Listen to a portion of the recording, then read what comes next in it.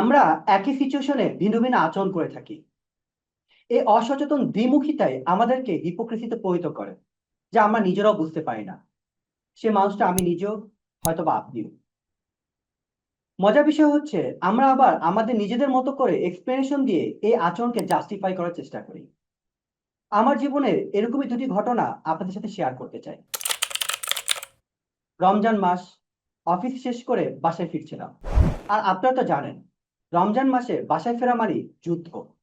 আর আপনি যদি public bus use করেন তাহলে তো মহাযুদ্ধ।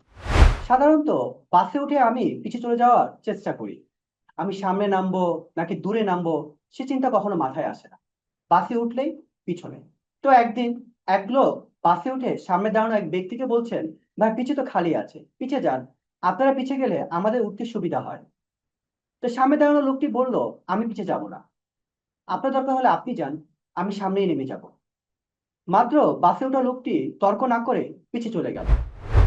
তো আরেকদিন সে একই ব্যক্তি যে সামনে দাঁড়িয়ে ছিল, বাসে উঠেই বলা শুরু করলো, ভাই পিছে যান, পিছে যান, পিছে তো খালি আছে, আপনাদের জন্য আমরা উঠতে পারছি না, অফিস টাইম, সবাইকে বাসে যেতে হবে।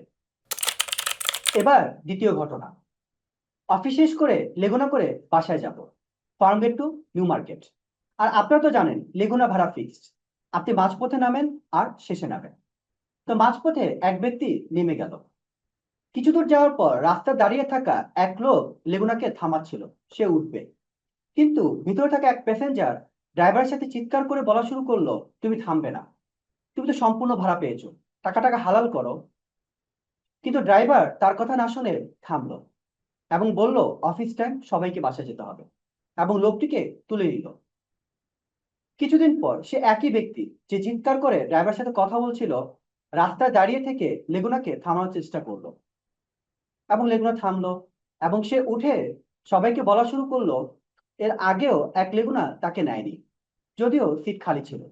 দেখুন, একই সিচুয়েশনে আমরা ভিন্ন আচরণ করি, কিন্তু শুধু আমাদের নিজের কষ্টের কথা না ভেবে সিচুয়েশনকে সঠিকভাবে উপলব্ধি করতে পারা উচিত।